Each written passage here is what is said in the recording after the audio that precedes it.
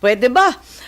Wag tayong magmumukhang tanga. Pwede bang pag-usapan muna para mabasa namin at least. Nung November 28 yun.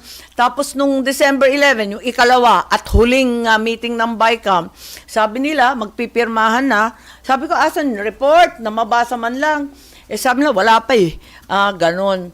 Ayoko na, natakot na ako.